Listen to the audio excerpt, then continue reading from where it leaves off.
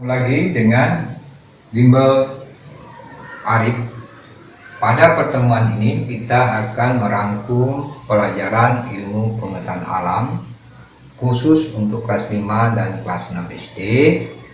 Dalam rangkuman ini kita akan merangkum beberapa materi pelajaran ilmu pengetahuan alam. Tapi sebelum pembelajaran ini berlangsung, jangan lupa like, subscribe bagi yang belum, dan juga yang sudah, terima kasih atas subscribe-nya. Semoga terus berlanjut pelajaran kita. Dan juga kalau ada komen, silakan isi di kolom komentar. Dan juga kalau ada yang mau bertanya tentang pelajaran, silakan. Semoga kami bisa dapat menjawabnya ya. Oke ya. Oke, pada pelajaran ini kita lihat di sini ada namanya alat peredaran darah manusia ya. Kalau kita lihat bahwa di dalam tubuh kita itu ada yang namanya sentral ya, sentral daripada darah itu adalah namanya satu jantung ya, jantungnya ada sentral. Nah, jantung itu terdiri dari serambi ya, terdiri dari serambi ya, serambi kanan, dua serambi kiri, kemudian juga ada lagi di situ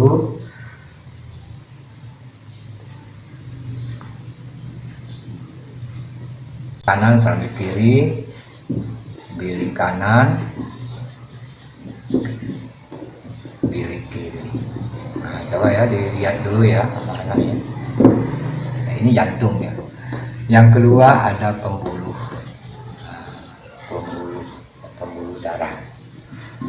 Nah, pembuluh darah juga dibagi dalam beberapa bagian, yaitu pembuluh darah ya, pembuluh darah yang disebut dengan pembuluh nadi atau arteri ya. Kemudian pembuluh balik, pembuluh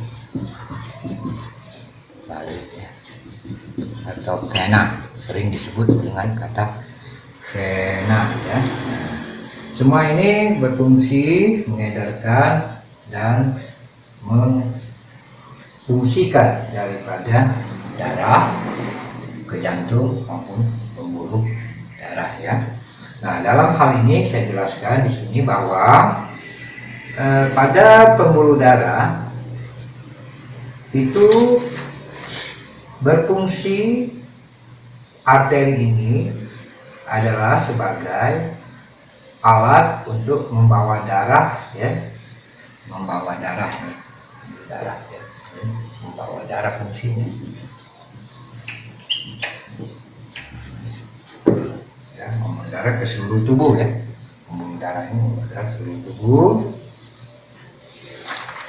Kemudian dalam membawa darah ini dibagi dalam dua, yaitu satu pembuluh peredaran ya, peredaran darah besar ya, peredaran darah besar dan peredaran darah kecil.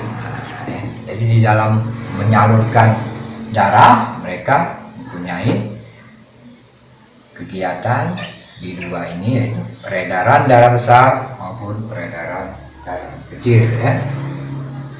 Jadi ini adalah alat peredaran darah manusia. Saya ulangi lagi, jantung terdiri dari 4, serambi kanan, serambi kiri, bilik kanan, bilik kiri. Kemudian pembuluh darah terdiri dari 2, yaitu pembuluh nadi, pembuluh balik ya. Fungsi dari pembuluh darah adalah membawa darah ke seluruh tubuh ya, ke seluruh tubuh. Nah, biar jelas ya. Kemudian dalam membawa darah itu terjadi 2 kegiatan, satu peredaran darah besar, yang kedua peredaran darah kecil ya. Ingat ini ya. Jadi kalau kita fungsikan bahwa mereka adalah bagian-bagian seperti ini. Oke ya. Selanjutnya kita kepada tumbuh-tumbuhan ya. Untuk rangkuman ya.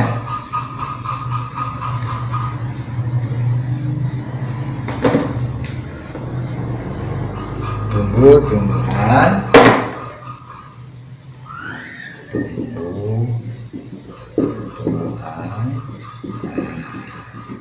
Tumbuh-tumbuhan ini pertama adanya akar ya. Tumbuh-tumbuhan itu adanya akar. Satu, akar. Dua, batang. Tiga, itu daun. Empat, bunga. Kelima adalah buah dan biji. Buah dan biji. Jadi tumbuh-tumbuhan itu terdiri dari akar, batang, daun, bunga, buah, dan biji ya. Sekarang fungsi akar. Nah, satu-satu kita ya. Fungsi akar. Nah, oke, pertama, fungsi akar adalah menyerap air dan zat hara ya. Menyerap air dan zat hara. Kedua, fungsinya lagi adalah menunjang ya, menunjang berdirinya pohon ya. Nih, saya ulangi lagi ya. Menunjang berdirinya pohon, yang fungsi akar ya. Yang ketiga adalah sebagai alat pernapasan. Kemudian keempat, ada fungsinya lagi yang keempat, sebagai penyimpan makanan. Nah, jadi ada fungsi akar. Ini satu, ini kita kembangkan. Satu, menyerap air dan zat hara.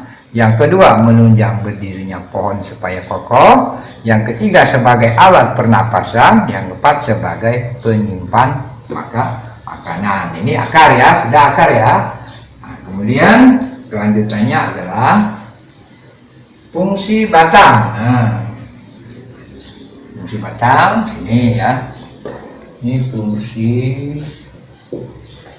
batang. Nah, satu, penopang tumbuhan agar kokoh atau kuat ya, agar kokoh atau kuat tegaknya dan berdirinya begitu ya kalau bahasa kita. Nih. Yang kedua, pengangkut air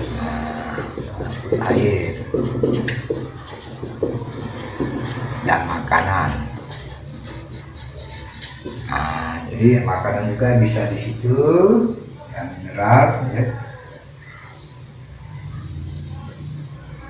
Sudah itu kemudian fungsi batang.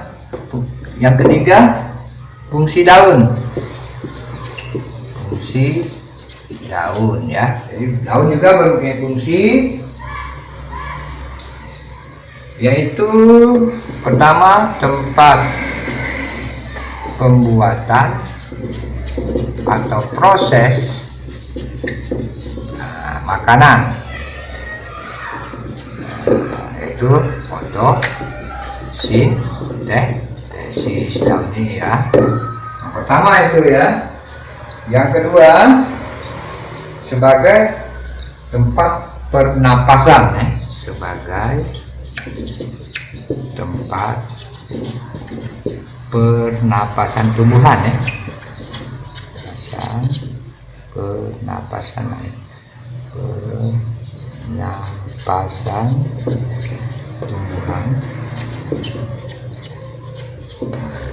Jadi fungsi daripada daun ya. Karena di daun, kenapa? Karena pada daun ada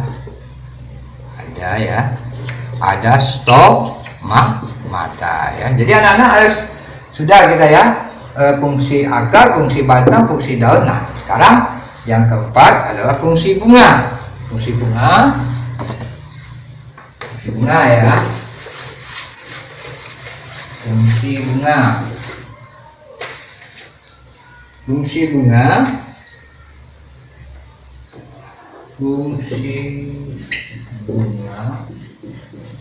nah, ada lagi fungsi bunga yaitu sebagai alat perkembangbiakan ya, secara generatif.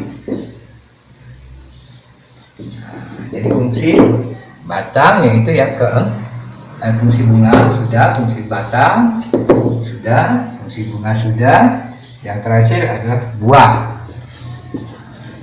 atau biji ya, buah dan biji ya, kalau nggak salah buah dan biji, bukan atau ya, buah dan biji. Jadi ada fungsi juga. Jadi sebagai tempat untuk tumbuhnya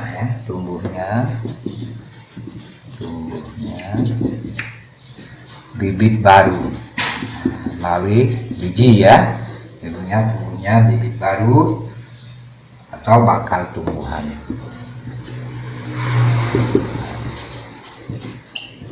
Nah, oke ya. Jadi kita ada beberapa fungsi-fungsi yang harus kita perhatikan di sini dalam tumbuh-tumbuhan, yaitu pertama kali fungsi akar, fungsi batang, yang kedua ya, perhatiin lagi nak ya, fungsi daun, fungsi bunga, fungsi buah ya. Jadi dalam hal ini kita tadi sudah merinci bahwa ada tentang tumbuh-tumbuhan pada pertemuan yang rangkuman ini ya. Yang kelanjutannya kita akan membahas tentang tadi kita sudah berbicara tadi awal ya nak ya, tentang masalah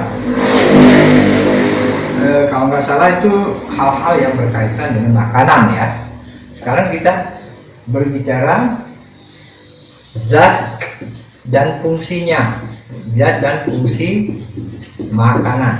Nah, tadi makanan yang bentuk-bentuk makanan ya, di awal pernah kita sebutkan yaitu tentang karbohidrat. Nah, sekarang kita zat dan fungsi makanan. Pertama yaitu karbohidrat. Nah, karbohidrat fungsinya nah, ada fungsi sekarang ya.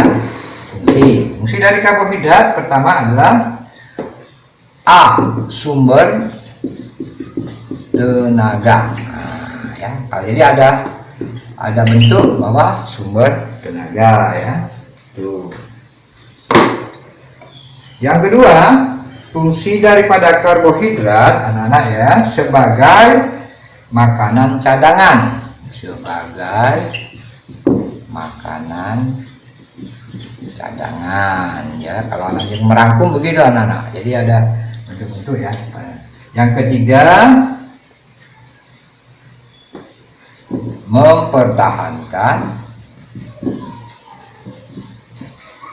suhu tubuh ya. Jadi karbohidrat itu berfungsi sumber tenaga, juga berfungsi sebagai makanan cadangan. Yang ketiga, mempertahankan suhu tubuh ya. Yang kedua adalah fungsi lemak. Nah, lemak ya. Nah, lemak ya, zat juga. Jadi untuk juga berfungsi sebagai berfungsi sebagai makanan cadangan juga ya. Jadi dia makanan cadangan juga di sini berfungsi ya. Nah, ya, dia akan berfungsi sebagai makanan cadangan ya. Yang ketiga, ada yang namanya protein. Protein. Nah, protein ya. Protein itu berfungsi pertama pertumbuhan. Nah, fungsinya ya. Fungsinya berfungsi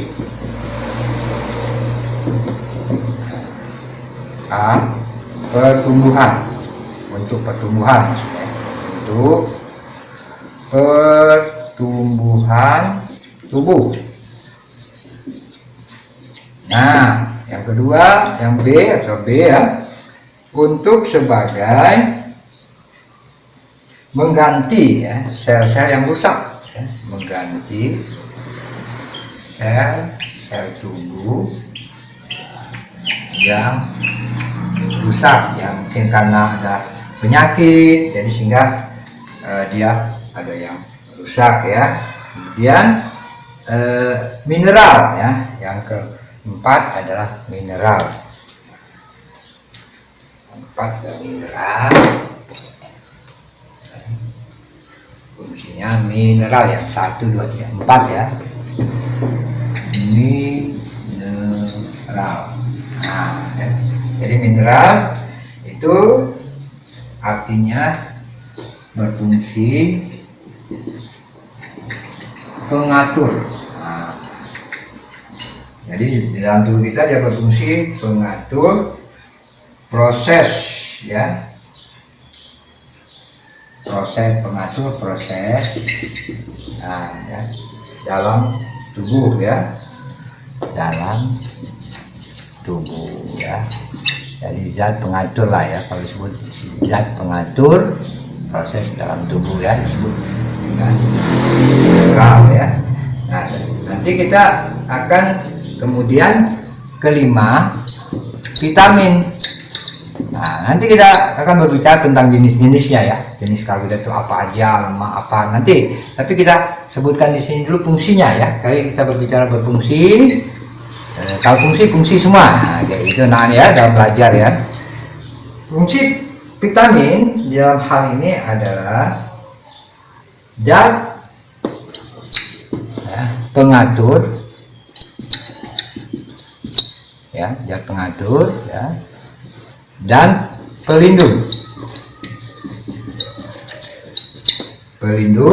ya tubuh. Nah, ini banyak vitamin ini, nanti kita tersendiri jenis-jenis vitamin ya, sama vitamin A apa, B apa nanti ya. Tapi kita di sini rangkuman dulu agar anak-anak mengetahui dulu agak detail nanti pada proses-proses pembelajaran selanjutnya tentang rangkuman ya. Oke, kita lihat lagi tentang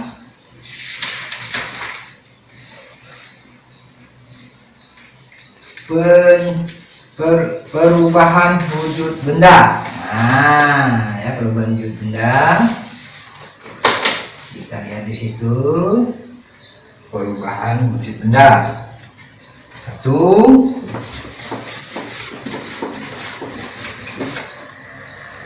Perubahan wujud benda. Perubahan wujud ya, benda. Nah, anak-anak bisa melihat di sini pertama kali kita pernah ada kata beberapa peristiwa ya. Peristiwanya berlangsung dalam peristiwa. Nah, peristiwa 1 ya, saya sebutkan mencair. Mencair atau melebur. Nah, ini perubahan wujudnya ya, yaitu dari zat padat menjadi cair. Nah, ini disebut namanya melebur. Coba perhatiin ya.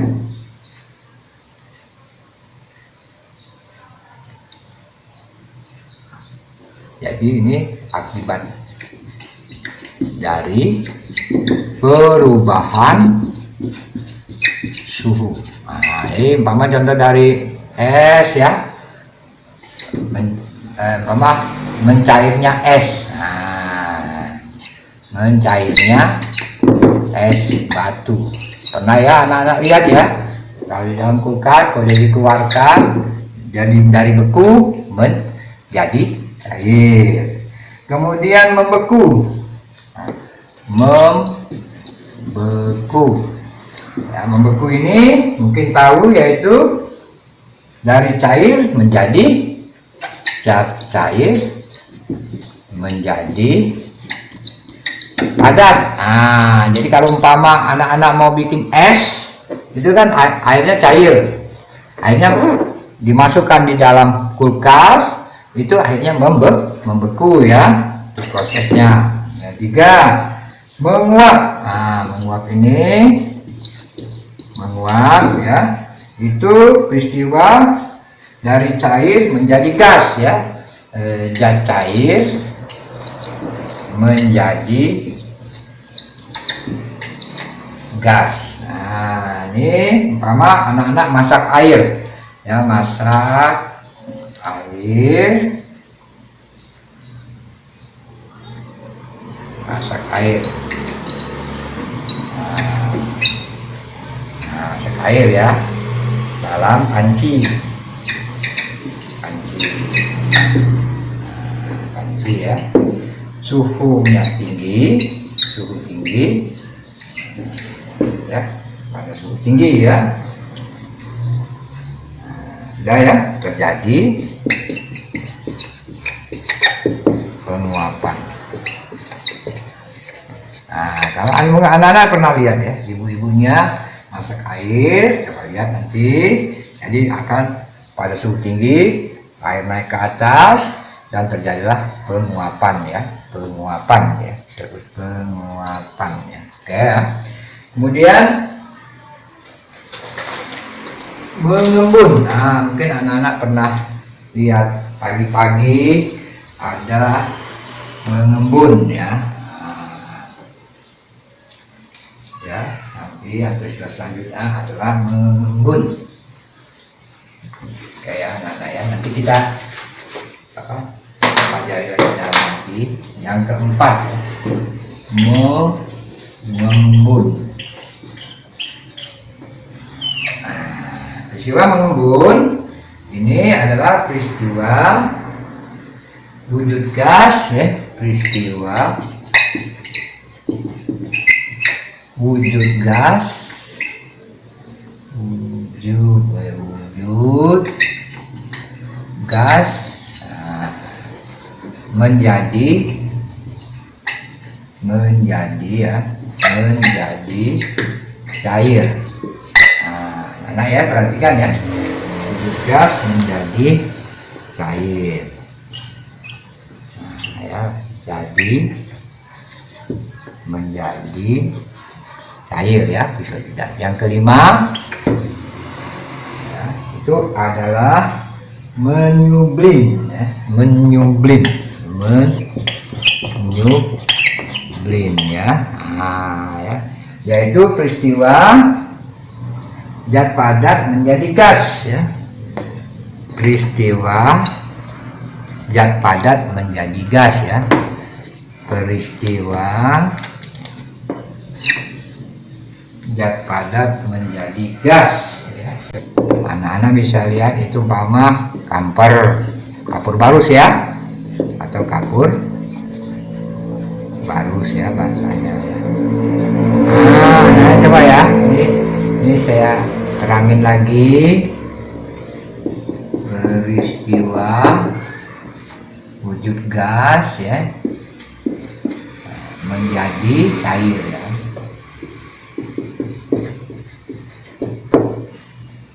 Nah ya, kalau kita lihat di situ kita bisa belajar sama kalau dia mengembun itu sudah menjadi cair. Itu sama kalau kita lihat air es itu, nah bisa pada saatnya akan timbul dalam air es di dalam gelas ya, es dalam gelas ya. Oke ya, kita ulangi lagi. Perubahan wujud benda nak ya. Itu terjadi beberapa peristiwa. Satu, mencair atau disebut melebur, yaitu peristiwa zat padat menjadi cair akibat dari perubahan suhu. Contohnya mencairnya es batu. Yang kedua, peristiwa membeku, yaitu dari zat cair menjadi padat ya. Itu contohnya kita membuat es batu, membuat es batu contohnya aja ya. Kemudian yang ketiga, menguap itu zat cair menjadi gas, contohnya masak air dalam panci suhu tinggi, nah, terjadi penguapan. Yang keempat adalah mengembun ya. Saya ulang lagi supaya terang. Nah ya anak-anak ya, peristiwa ini wujud gas menjadi cair.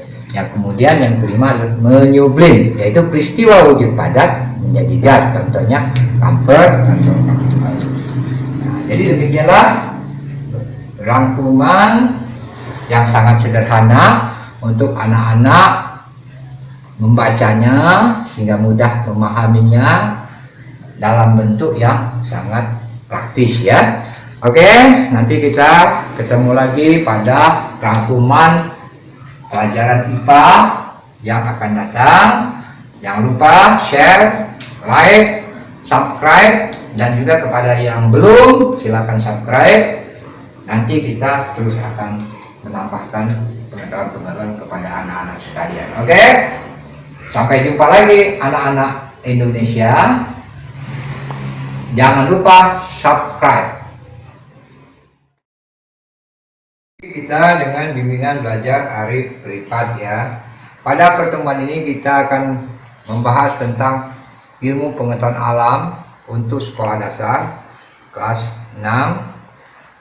Makanya untuk itu kami sangat berharap kiranya anak-anak subscribe, like, jika ada komen silakan ditulis di kolom komentar, jika ada pertanyaan juga silakan di kolom komentar, dan jangan lupa apabila menonton kiranya sampai habis, jadi kita bisa mendapatkan pengetahuan ya.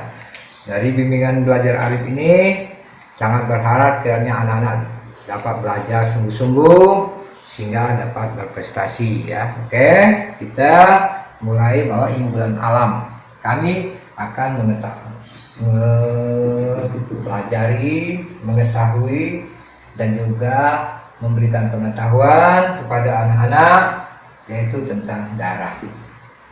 Ya, darah itu di dalam tubuh manusia.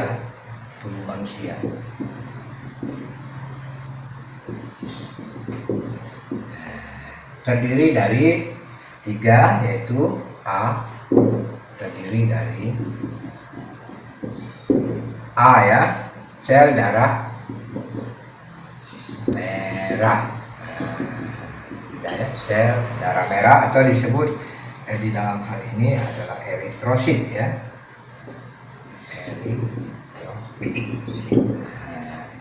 Jadi ada di situ ada sel darah merah itu atau disebut dengan eritrosit ya. Fungsinya ada fungsi dari sel ini adalah mengikat.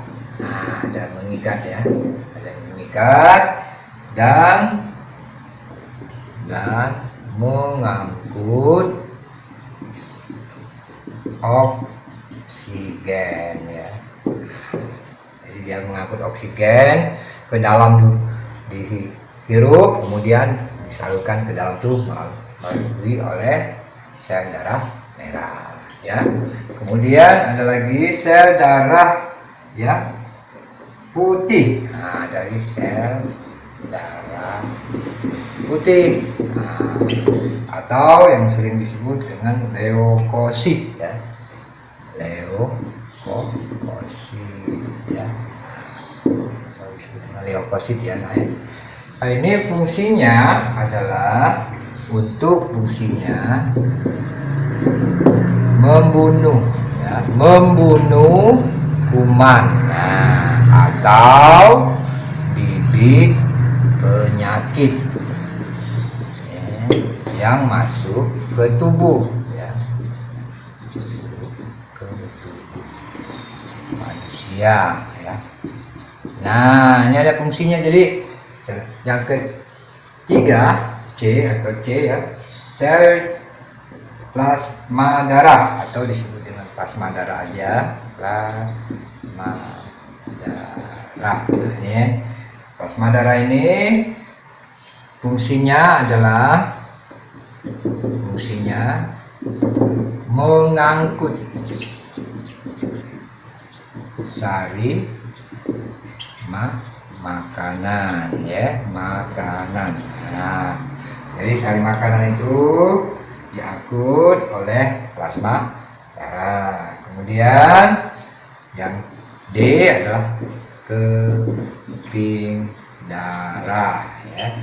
Ini fungsinya adalah keping darah ini, atau bahasa kedokterannya atau bahasa latinnya trombosit, ya. Itu adalah untuk pembekuan, ya, atau istilahnya pembekuan darah, ya. Istilah kata kita itu apabila kita luka, ya, untuk pembekuan darah apabila terjadi luka. Jadi ada fungsi-fungsinya. Jadi nah, ini tentang darah, ya. Jadi darah pada tubuh manusia itu coba diperlihatkan. Jadi kita bisa tahu. Kemudian jenis darah. Nah, jenis darah ini ada O, ada B, ada AB, ada A, ya. Nah, ini jenis darahnya. Jadi ini fungsi-fungsi daripada bagian-bagian darah yang ada di dalam tubuh kita, ya, anak-anak, ya. Nah, kemudian kita sudah mengenal darah, ya. Nah, kemudian kita juga akan mengenalkan juga tentang alat pencernaan. Nah, ya, alat pencernaan manusia.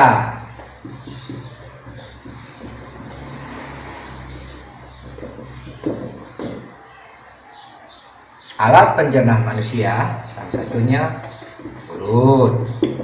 Nah, mulut, ya. Mulut itu secara mekanik adalah untuk menggigit, ya, menggigit melalui gigi, ya. Nah, ya, di sini ada. Kemudian ada lagi yang kedua, yaitu kerongkongan. Masuk. Kemudian yang ketiga yaitu alatnya adalah lambung, ya. Empat, usus halus. Nah, kelima, usus besar. Nah, ya, nanti kita uraikan lagi, tapi kita bagian-bagiannya dulu, ya. Kemudian anus.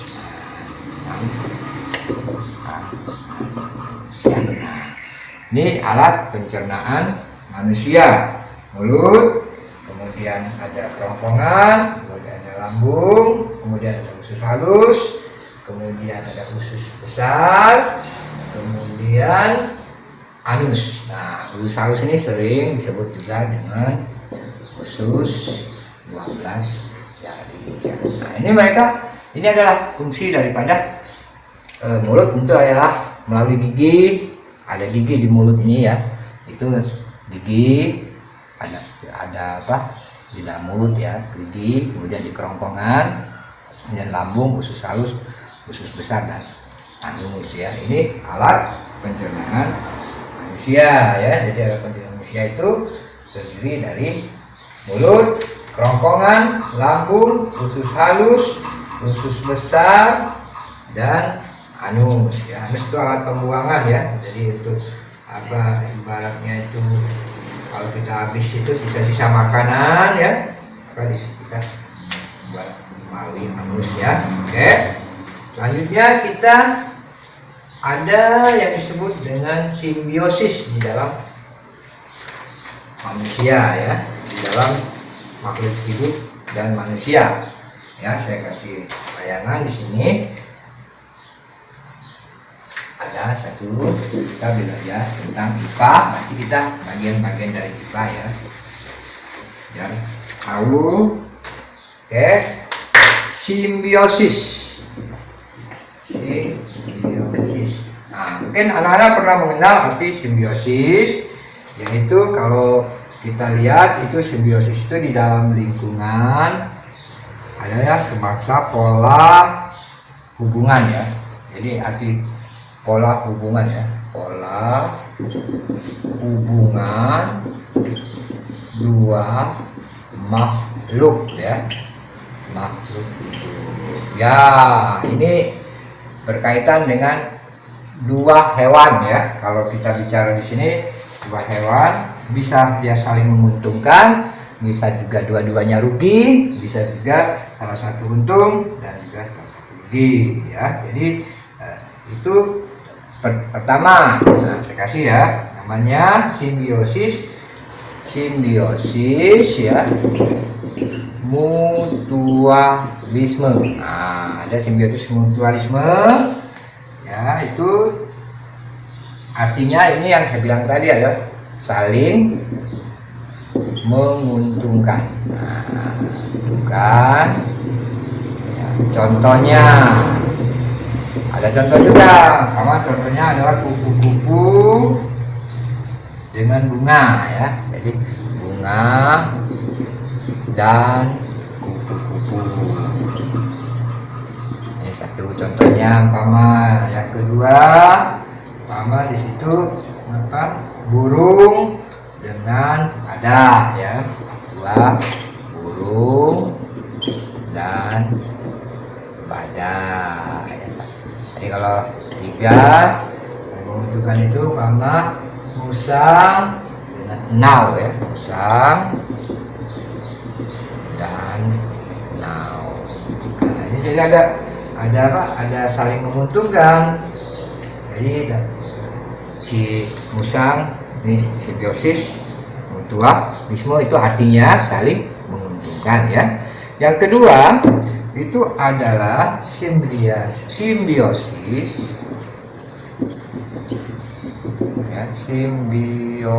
ya, simbiosis.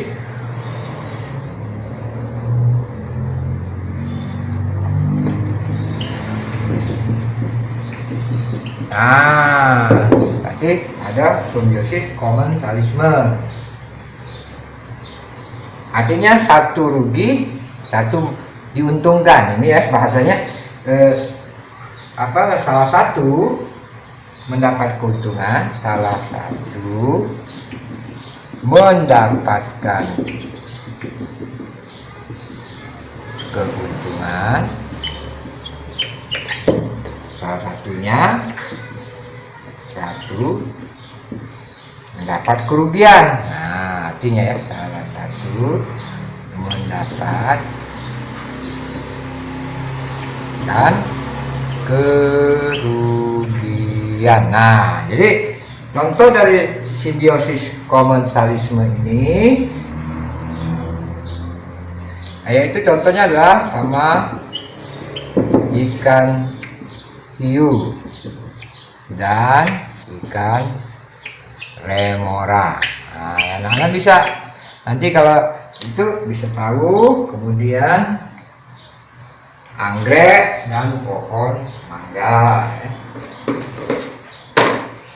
Kemudian ya, saya terangin ya supaya jelas. Ikan hiu dan ikan remora,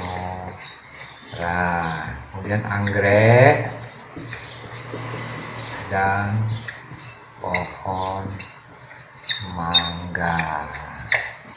Nah, ini salah satunya ya nak ya. Jadi sudah kita lihat di situ bahwa ada saling menguntungkan Kemudian ada lagi simbiosis. Yang ketiga simbiosis parasitisme. Nah, ini simbiosis parasitisme ini maksud daripadanya adalah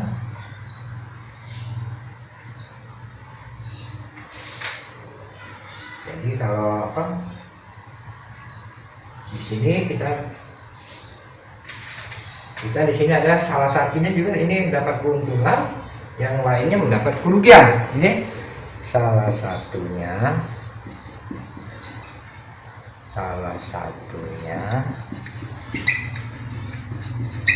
mendapat untung, yang satunya dirugikan, Nah, ini ada dua ya pengertiannya gini. Yang ini simbiosis komensalisme ini salah satu mendapatkan keuntungan, salah satu mendapatkan kerugian. Yang ini salah satunya mendapat untung, yang satunya dirugikan ya. Bahasanya ya. Jadi bahasanya itu apa? Seperti burung pipit. Nah, contoh burung pipit dan tanaman padi. Nah, kalau ini dia ini tidak simbiosis komensalisme ini, salah satu mendapatkan keuntungan, salah satu mendapatkan kerugian.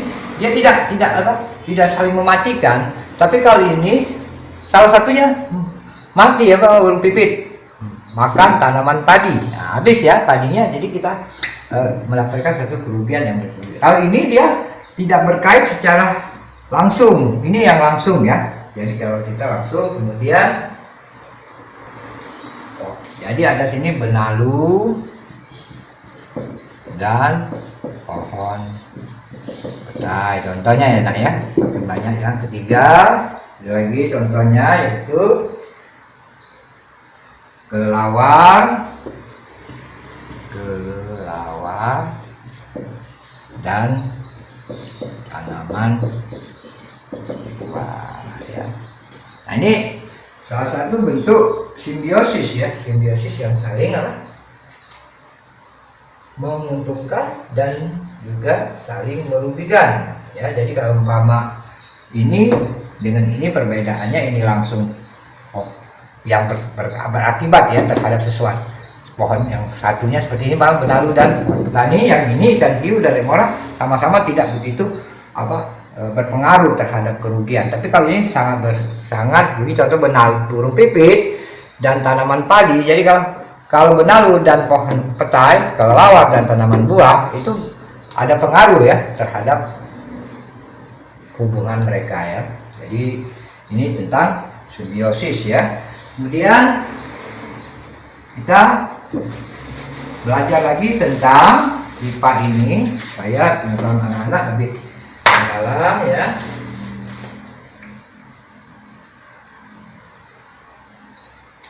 Panas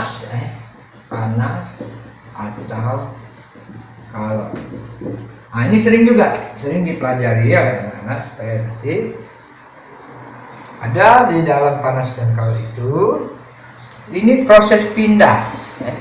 Proses pindah panas ya. Panas ya, ada prosesnya.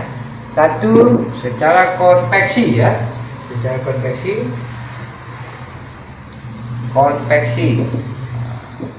Nah, berarti perpindahan ini secara konveksi ini perpindahan melalui partikel ya,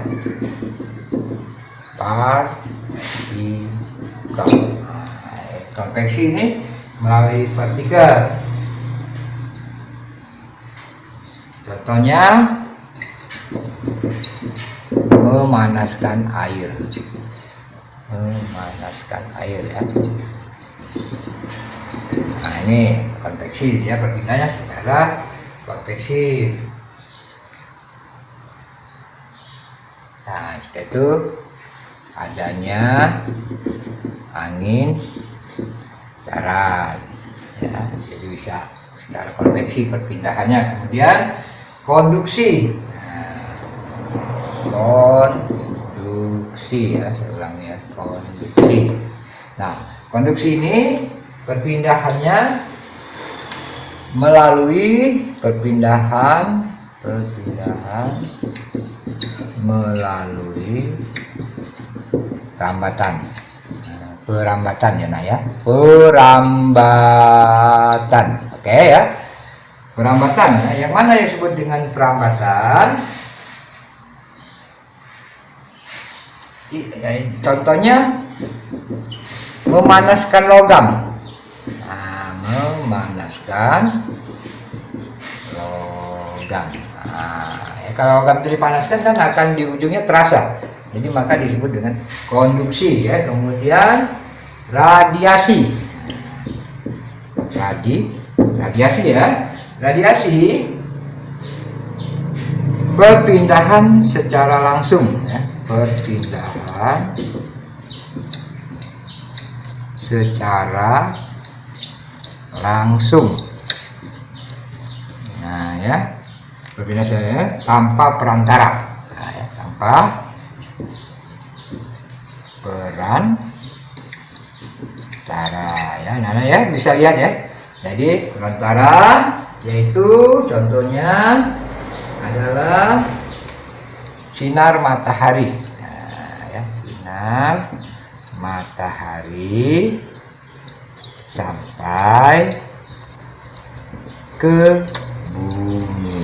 Nah, jadi anak-anak sudah tadi pengetahuan pertama adalah tentang darah, kemudian tentang simbiosis, kemudian tentang panas atau kalor, cara merambatnya.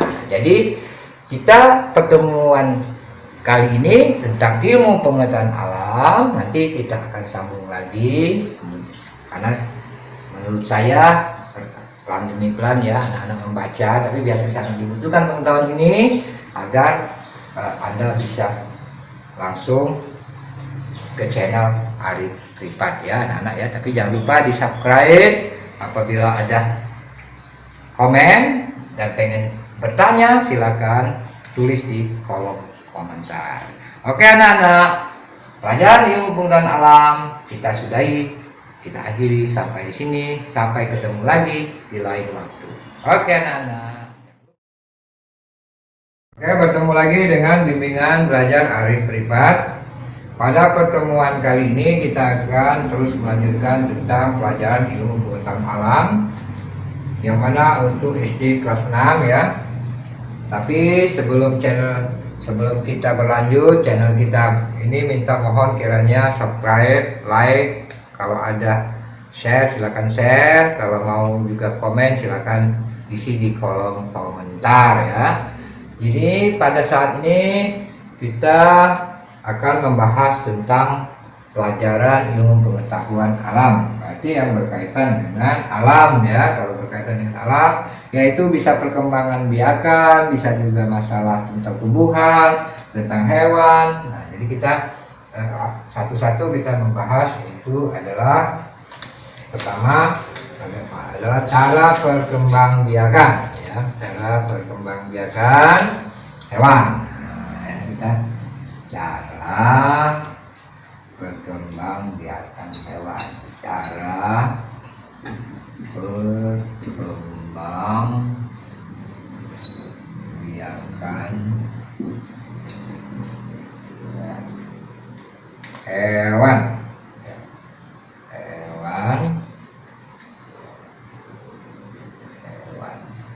cara perkembangbiakan hewan ya, artinya ya. Dalam perkembangbiakan hewan itu dibagi pertama A, melalui perkawinan ya. Nah, ini melalui perkawinan atau disebut dengan generatif. Nah, ya, sering disebut dengan kata ya. Jadi dari perkawinan ini akan menghasilkan sel telur, ya. Ya, akan menghasilkan sel telur, sehingga ada seperti umpama kayak burung bertelur, ya. Nah, jadi kalau umpama dengan proses kawin dia akan bertelur burung, ya. Ini proses ovipar, ya. Kalau kita dalam arti kata burung ovipar,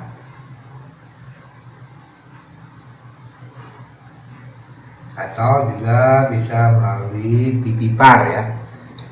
Pipipar yaitu masa hamil. Ini seperti umpama apa ya, saya sebut sapi, ya, kambing, ya, harimau, ya gitu, ya.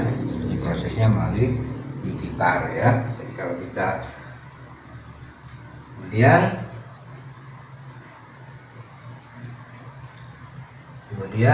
ada juga namanya ovipipar, ya. Ovipipar yaitu contoh ovipipar ini adalah kadal, ya, melalui kantung, ya, kantung telur, ya. Sudah, ya. Kemudian ada yang melalui tak kawin. Nah, melalui tak kawin, ya. Nah, melalui tak kawin berarti proses melalui tak kawin ini itu disebut apa? PG.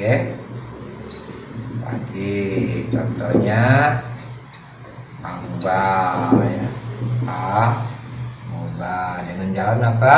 Nah, jadi amuba itu dengan jalan membelah diri, anak-anak, ya. Jadi kita lihat amuba dengan membelahnya, kemudian tunas yaitu pada hidra, ya, lagi dengan tunas, kemudian ada lagi dengan potongan tubuh. Apa potongan tubuh? Biasanya ini cacing, ya. Jadi cara perkembangan biak hewan yaitu melalui perkawinan sering disebut dengan generatif, yang menghasilkan sel telur. Contohnya umpama burung, ya, dia bertelur, unggas, ya, jenis pipipar, dia melalui proses masa hamil, contohnya sapi, kambing, harimau, ya. Ovipipar itu kadal karena ada kantung, ya, kantung di kantung telur, ya. Jadi daripada kadal, ya, kantung telur, ya, kantung telur. Kemudian oleh melalui tak kawin, vegetatif, amuba, membelah diri, tunas, hidra, dan potongan tubuh cacing. Ini cara perkembangan biakan hewan, ya. Nah, ini anak-anak sekalian, di dalam hal lanjutannya ada juga kita harus mengenal di dalam ilmu pengetahuan itu tentang masalah gaya. Nah, kita ambil poin demikian, ini kita belajar IPA, ya. Jadi belajar IPA itu menyeluruh gaya.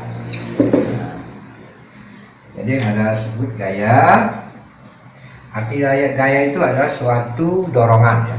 Kalau bahasa kita suatu dorongan yang mempunyai suatu aktivitas, ya. Gaya adalah suatu dorongan, kemudian terjadi, ya, suatu dorongan terjadi pada suatu benda. Nah, jadi gaya itu ada contoh, itu contohnya pertama gaya otot, ya. Nah, ini gaya otot pertama. Nah, berarti ada gaya otot. Nah, ya.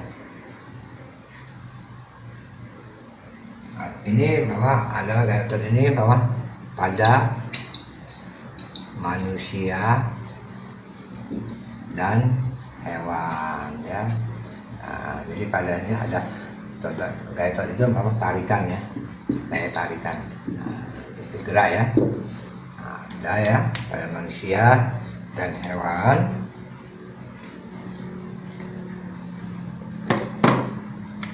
Kemudian ada lagi kita lihat di situ bahwa ada gaya bergas ya.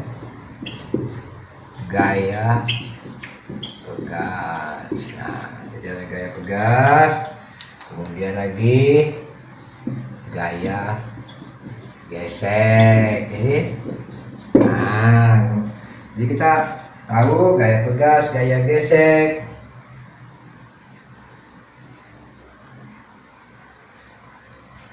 Ya, gaya bergas itu biasanya bersifat lentur. Dia kayak per ya, gaya bergas kayak per. Kemudian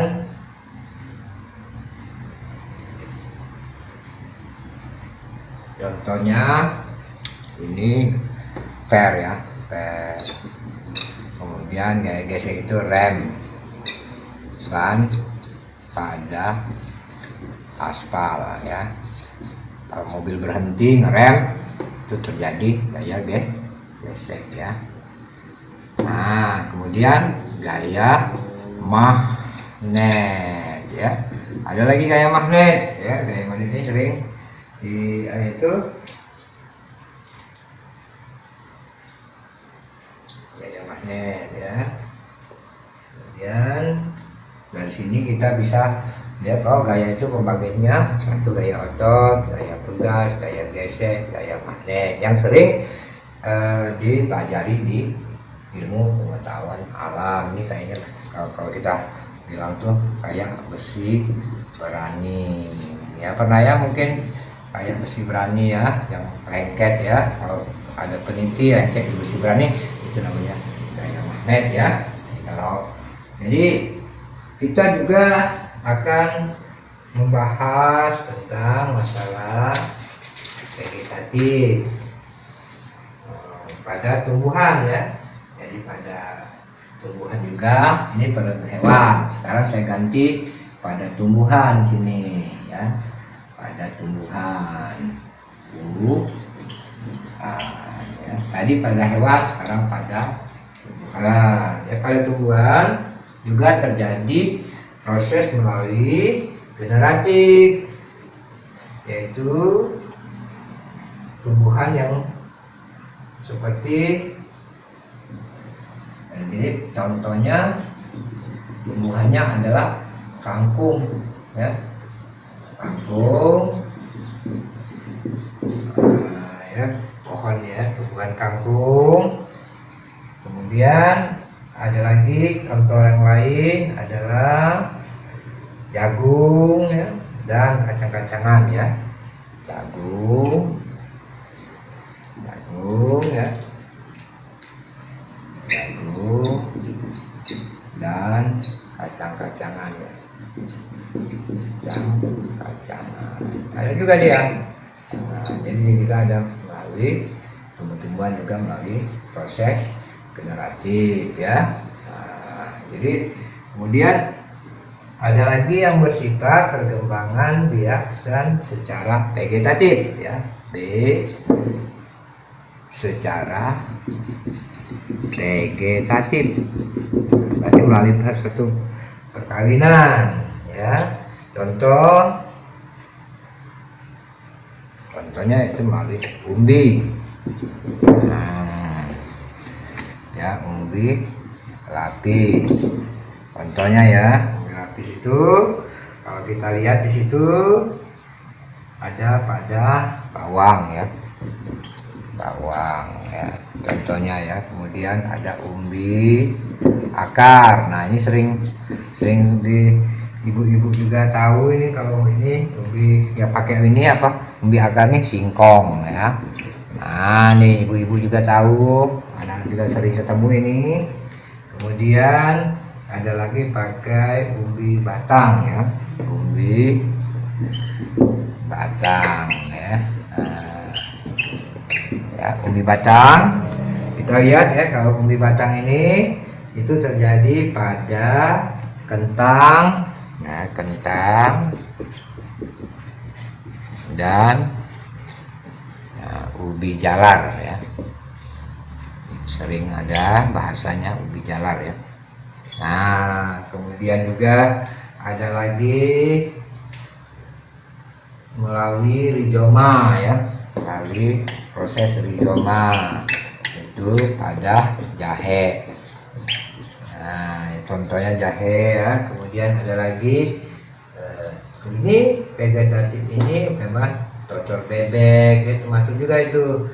Ada lagi pakai tunas adventif. Nah, itu seperti tanaman cocor bebek ya. Nah, ada juga melalui cocor bebek, cemara ya, itu pakai adventif ya, cemara. Nah, jadi anak-anak bisa membaca nanti. Jadi secara vegetatif. Nah, kemudian ada lagi secara vegetatif buatan. Jadi yang kecilnya ya, vegetatif ya, buatan ya. Oke, vegetatif.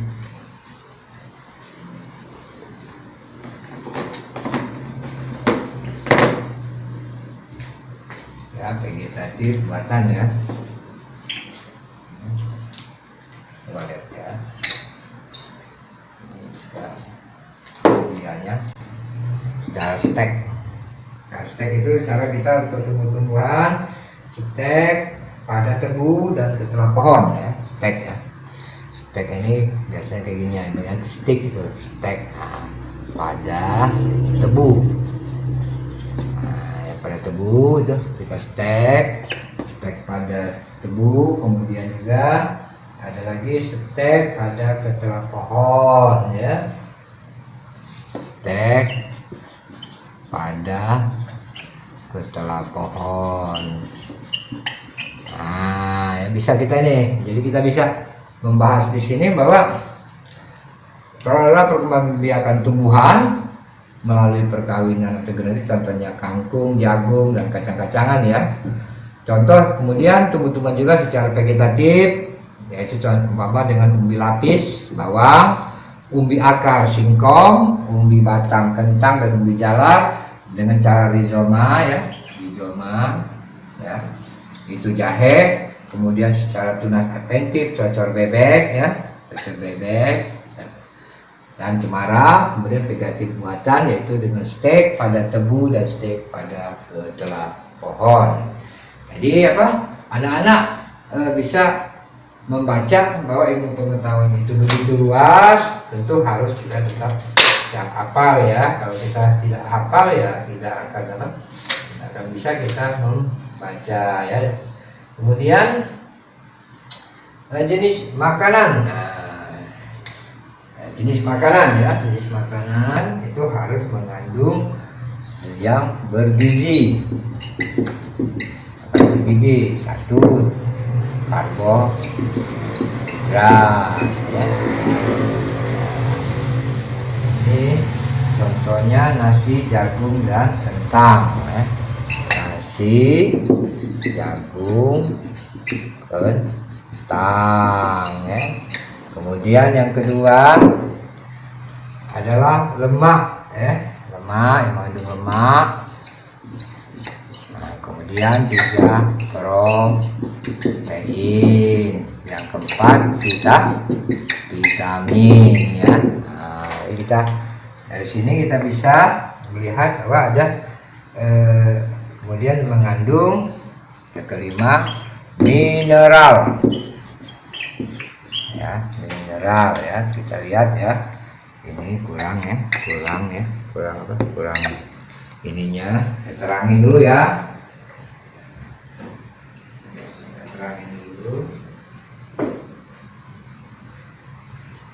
mineral ya, mineral.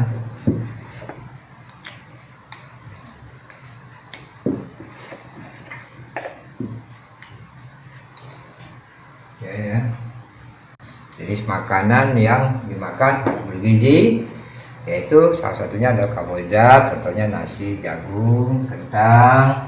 Kemudian yang mengandung lemak ini ya seperti umpama kita ambil aja ikan ya, keju ya. Kemudian yang berprotein ya, berprotein ini kita yang mengandung zat ya, seperti umpama telur ya, telur ya. Nah, yang kemudian yang mengandung vitamin ya, vitamin ini secara umum bisa umpama buah-buahan ya, buah-buahan ya. Kemudian mineral, yang mengandung mineral ini seperti istilahnya pengajar kita, contohnya adalah sayuran hijau ya, sayuran hijau. Nah, kemudian satu lagi ada air, itu contoh air, yaitu air, susu. Jadi jenis makanan yang dimakan itu harus bergizi, dan salah satunya yaitu karbohidrat, contohnya nasi, jagung, dan kentang ya, lemak, ikan dan keju, protein, telur, vitamin, contohnya buah-buahan, mineral, sayuran hijau, air, susu ya. Demikianlah kita mempelajari tentang ilmu pengetahuan alam. Begitu banyak pengetahuan alam yang harus kita ketahui. Kita pelan-pelan nanti juga kita akan mengetahui semuanya. Oke, kita ketemu lagi pada pertemuan yang akan datang. Selamat belajar. Dan jangan lupa like, subscribe ya, dan juga kalau ada yang mau ditanyakan silakan di kolom komentar, dan jangan lupa like juga. Terima kasih atas perhatiannya yang selalu mengikuti channel kita, yang subscribe. Terima kasih ya kepada teman-teman, ibu-ibu ataupun anak-anak yang mengikuti daripada pembelajaran bimbingan belajar Arif ya. Semoga ketemu lagi pada kesempatan yang akan datang. Oke, sampai jumpa.